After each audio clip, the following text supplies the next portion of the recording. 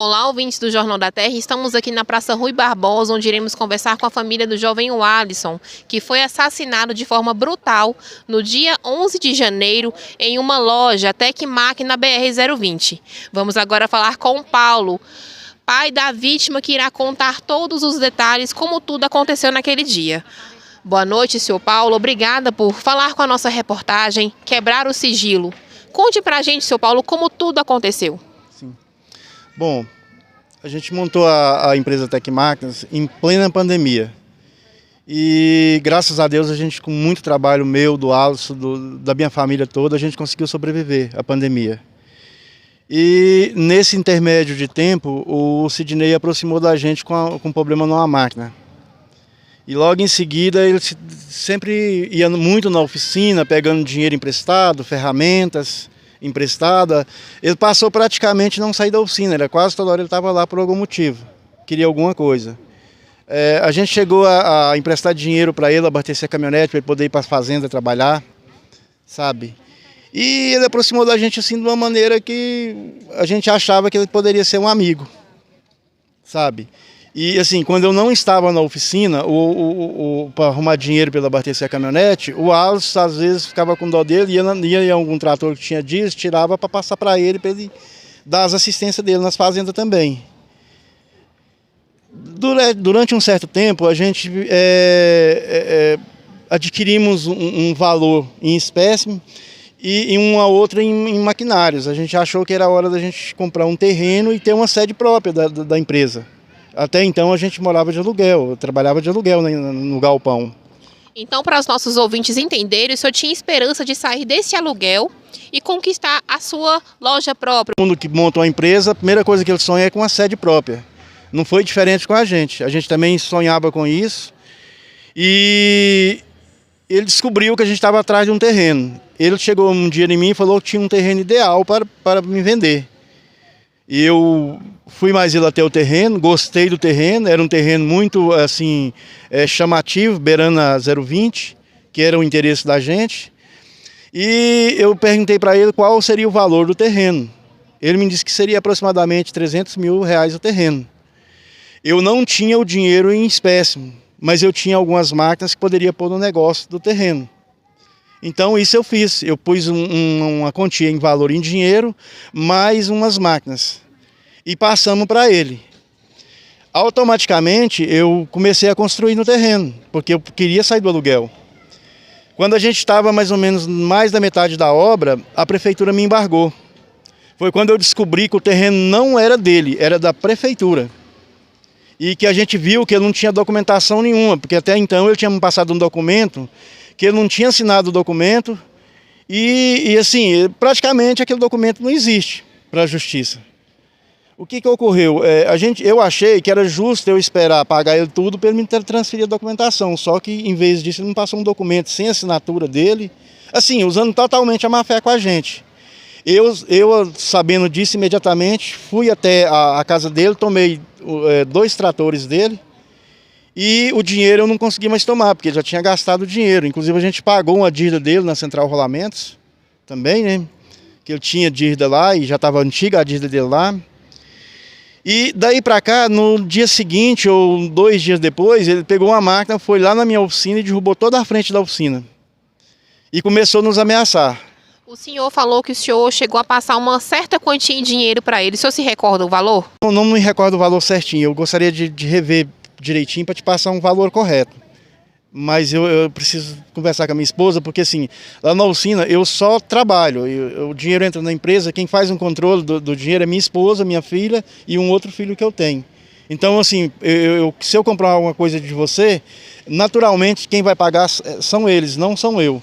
Eu não controlo a parte financeira da empresa. E ele começou a nos ameaçar, muito. Eu fui na delegacia a primeira vez, fiz uma ocorrência e logo em seguida eu fui chamado na delegacia, cheguei lá, ele não estava. Eu conversei com a mulher, eu esperei quase 1h30, de 1h30 às 2h mais ou menos, sentado lá. Ele não apareceu. Voltei para casa, a gente continuou sendo ameaçado, eu tornei voltar na delegacia, fiz uma outra ocorrência e não deu em nada. Na terceira ocorrência, que ele continuou ameaçando a gente, na terceira ocorrência eu não consegui nem ser atendido dentro da delegacia, não me atenderam. E aí eu sentado esperando, com muito serviço na oficina, acabei pensando assim, seria só mais uma ocorrência na mão, porque eu já tinha duas e ninguém tinha resolvido nada. Então eu não ia com a terceira ocorrência embora para casa sem solução. Fui embora sem registrar a ocorrência. E aí passou uns 6 meses, ele entrou dentro da oficina, como vocês vêem no vídeo, e executou meu filho dentro da oficina, na maior covardia. Essas ameaças que ele fazia contra o senhor era por ligação telefônica, era via mensagens? Como que eram feitas essas ameaças? Não, ele espalhou na cidade inteira. Várias pessoas sabem que ele ia me matar, porque assim, ele falou para todo mundo que iria me matar. E diante de eu sabendo dessas informações, eu automaticamente procurei a justiça. É o que todo mundo deve fazer, eu acho que eu fiz a coisa correta. Só que assim, mesmo eu fazendo a coisa correta, eu não tive uma resposta da justiça. Não, sabe, cruzaram os braços. No meu caso, assinaram o atestado de óbito do meu filho quando eles cruzaram os braços, sabe? Não fizeram nada. Depois dessas ocorrências, 6 meses depois é que ele realizou isso aí, esse homicídio aí. Então, vamos colocar aí em torno de praticamente quase 8 meses que o senhor passou por esse constrangimento. E depois aí, certo tempo, o seu filho teve a vida ceifada.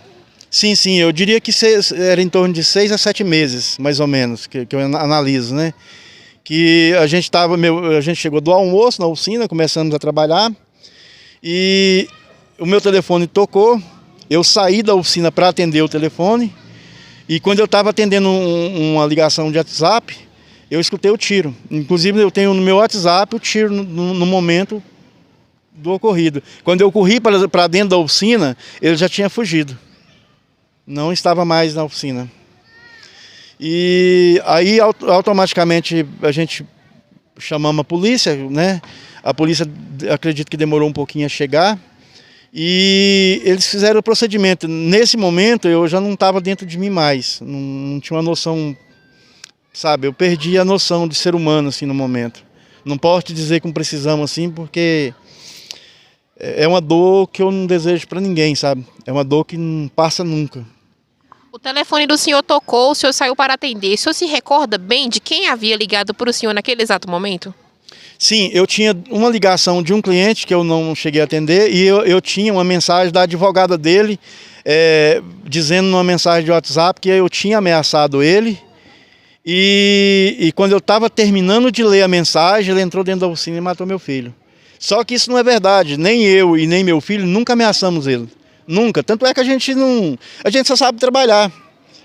Meu filho morreu trabalhando, logo após que eu enterrei meu filho, 3 dias depois eu voltei a trabalhar, porque a gente só sabe trabalhar, entendeu? A gente não aprendeu a ser malandro, infelizmente, né? A gente só sabe trabalhar e é o que a gente estava fazendo, tanto é que meu filho morreu trabalhando, né? É uma situação que, assim, eu queria que as pessoas de Formosa, sabe, se atentasse para as coisas, o que está acontecendo aqui em Formosa, sabe, prestasse mais atenção.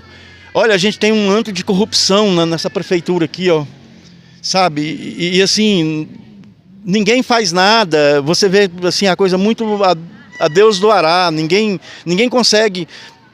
Eu diria para você assim, ó, vote melhor, porque assim, a gente precisa rever algumas coisas aqui em Formosa. Está muito ruim a cidade. A gente não tem uma cidade com infraestrutura, a gente paga imposto caro. Eu tenho os impostos na minha empresa atrasado para ser pago. Não são baratos. Eu não tenho retorno nenhum do poder público, sabe? Queria assim, enquanto eu estou lembrando, agradecer muito a Polícia Civil, sabe, de investigação da homicídio. Foram pessoas, o delegado Paulo foi pessoa excelente, sabe, os investigadores, desde no primeiro momento que eu fui para lá, eles me atenderam bem, me trataram bem como ser humano e assim, me deram um respaldo muito bom. A resposta melhor que eu tenho a dizer para você é porque o cara está preso agora. Então assim, o respaldo da polícia foi muito bom nesse sentido da Polícia Civil. Eu só tenho a agradecer à polícia. E assim, lembro bem também de agradecer o pessoal do hospital, porque teve uma médica lá, que eu ainda não sei o nome dela, ela fez tudo pelo meu filho, para salvar meu filho. Sabe, tudo que ela pôde, estava ao alcance, ela tentou. Trataram a gente bem no hospital, fomos bem atendidos. Então é isso que eu tenho a dizer. E assim, a gente precisa tentar mudar Formosa, sabe? Porque talvez se a gente conseguir mudar alguma coisa aqui em Formosa, o resto do Brasil vê e segue atrás, porque tá difícil viver. Você paga imposto, taxa de imposto caríssimo, você não tem retorno do poder público, nenhum. Eu dei entrada na prefeitura, assim que eu soube que o lote não era dele, era da prefeitura, automaticamente a gente deu entrada na prefeitura aqui. Tem 6 meses, a gente não tem resposta da prefeitura ainda, entendeu? A gente pagou para medir o terreno lá, para ver se a gente tinha uma resposta rápida. Não temos resposta. Então, assim, eu acho uma ausência do poder público, no geral, total. O senhor, como pai, o senhor também aguarda por justiça? Olha, é o que eu mais quero. Assim, eu acho que eu estava disposto a pedir ao governador do estado de Goiás para me interceder por nós aqui em Formosa, me ajudar. Sabe, a gente sabe que a promotoria, sabe, no geral, a juíza, demorou muito a expedir o mandato de prisão. Eu acho que foi injusto isso aí, teria que ter sido uma coisa mais rápida. Não foi, demorou muito. E assim, eu estou aqui e vou estar sempre. E eu estou a fim de aprontar um escândalo se não houver justiça. Eu vou aonde precisar ir. Mas eu quero justiça sim. Eu não vou deixar do jeito que está. Tem que haver justiça. É o que eu quero. Então, só para os nossos ouvintes entenderem, senhor Paulo, esse rapaz, esse senhor, ele chegou na vida do senhor do nada e destruiu completamente. Sim, do nada. Do nada. Ele chegou do nada e ganhou a confiança da gente, porque as pessoas canalha, pessoas, sabe, vagabundas, elas fazem isso mesmo. Ela chega na sua vida do nada. Chegou do nada e dizendo que era muito carente, que precisava de muita ajuda. E a gente ajudou, acredita, a gente fez muita coisa por ele. E ele fez isso que vocês sabem comigo. Entendeu? Então, assim, muito cuidado com pessoas que aproximam da sua família. Sabe? Muito cuidado, não deixa. Estranho, pessoas que sabe, que chegam prometendo mundos e fundos. Não deixa isso acontecer. Porque comigo aconteceu isso que vocês sabem aí. Então não deixe isso acontecer mais. Ainda falando com a família, agora vamos falar com a esposa do jovem Walisson, a Gessiane. Boa noite, Gessiane. Obrigado por falar com a nossa reportagem. Conte pra gente, Gessiane, quando você soube da notícia? Boa noite. Eu estava em casa e meu cunhado me ligou, dizendo para mim ir para o hospital que meu marido tinha acabado de ser morto. Então, a minha irmã, que mora junto com a gente, pegou o carro e me levou no hospital. Chegando lá, já estava polícia e tudo. Foi quando eu entrei lá para dentro e as equipes dos médicos saíram para falar com a gente.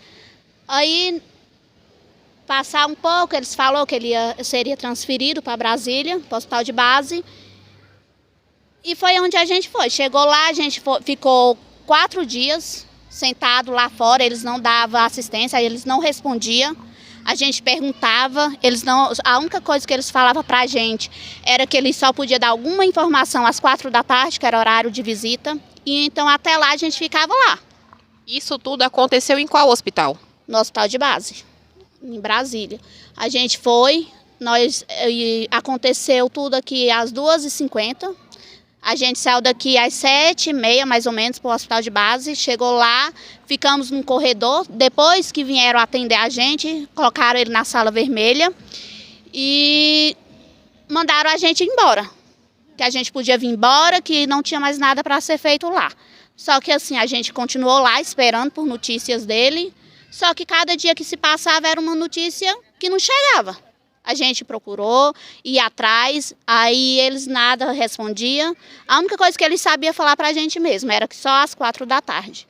Até que chegou na sexta-feira, uma pessoa ligou para a gente pedindo para a gente procurar UTI. Uma vaga direto na UTI, porque talvez ele teria chances. Só que quando foi meio-dia mais ou menos, a médica chamou a gente e disse que ele já tinha vindo a falecer de morte cefálica. Então, assim, é um descaso. Esses hospitais, tanto de Formosa quanto de Brasília, está sendo um descaso. Não tem compaixão pelo paciente e muito menos pela família. Ele faleceu na sexta-feira, dia 13. Sim, na sexta-feira, dia 13. Ele chegou a falecer, a médica falou pra gente que ele chegou a falecer 5 horas da manhã. Só que o resultado mesmo só saiu às 19h07 da noite, da sexta-feira. Porque tinham que fazer uns exames para poder realmente liberar o corpo pra gente. Só que aí só vieram liberar pra gente no sábado. Porque eles falaram pra gente às quase 9 da manhã e mandaram a gente embora. Só que ficou lá, o corpo dele lá, a gente teve que voltar no hospital, já eram umas 5 horas. Foi que liberaram o corpo do hospital para o IML. Só que aqui pra gente mesmo, o corpo só chegou no domingo, à base de umas 11 horas da manhã. Temos informações, Gessiane, que no dia do enterro, do velório de Walisson, vocês também foram ameaçados por esse indivíduo. Sim, a gente recebeu umas notícias que ele tinha falado, que um dos alvos ele tinha pegado, só que ainda faltava o meu sogro. Então, assim, a gente até pediu reforço da polícia militar, tinha o reforço lá pra gente. E daí pra cá, ele sumiu, a gente não teve mais notícias dele. Só hoje mesmo que a gente veio ter a notícia que ele foi preso. Mas até então, lá na hora do velório, a gente teve essas notícias que ele tinha espalhado. Que o alvo dele tinha sido o meu esposo, o Alisson, e ia pegar o meu sogro. Você e o Alisson têm uma filha de 2 anos. Sim, nós temos uma filha de 2 anos. E hoje, como é que essa criança se encontra? Ela chama muito pelo pai, ela era muito apegada a ele. Então, assim, tá sendo muito difícil. Tem noites que ela não dorme, chora. Ela pede pra gente estar ligando pro pai dela. Então, assim, ele não tirou só um filho, um marido, ele tirou um pai de família. Ele tirou o pai de uma filha que amava muito ele. Eu tô sofrendo, a mãe dele, todo mundo, mas eu acho que a filha dele tá sofrendo mais, porque perdeu o pai, né? E eu e todos nós queremos justiça. A gente quer justiça, que a justiça seja feita, nós esperamos que ele pague, não entre hoje pela porta, né, e saia amanhã. Esperamos que ele pegue uma pena aí pelo que ele fez. Vamos agora falar com a Ana Maria, que é sogra aí do Walisson, que também podemos observar que em forma de protesto a família usa toda aqui uma camiseta trajada aqui com imagens também do jovem que foi a óbito nessa forma trágica. Boa noite, obrigada por falar com a nossa reportagem. Conte pra gente como é que a senhora ficou sabendo dessa tragédia. Eu estava na minha casa, minha menina passou lá e me chamou no portão. Quando eu abri o portão, ela já estava chorando. Eu nem acreditei na hora que ela falou, mãe, o Alisson levou um tiro. Eu falei, Jaqueline, pelo amor de Deus, não fala isso é mentira. Ela falou, não, mãe, é verdade, o Alisson levou um tiro, está no hospital, ninguém viu ele e a gente não sabe como é que ele está. A senhora quer ir para lá? Eu falei, quero. Eu quero ir para lá, quero ficar do lado dele até a última hora, que eu tenho certeza que Deus vai ajudar, que ele vai sair dessa.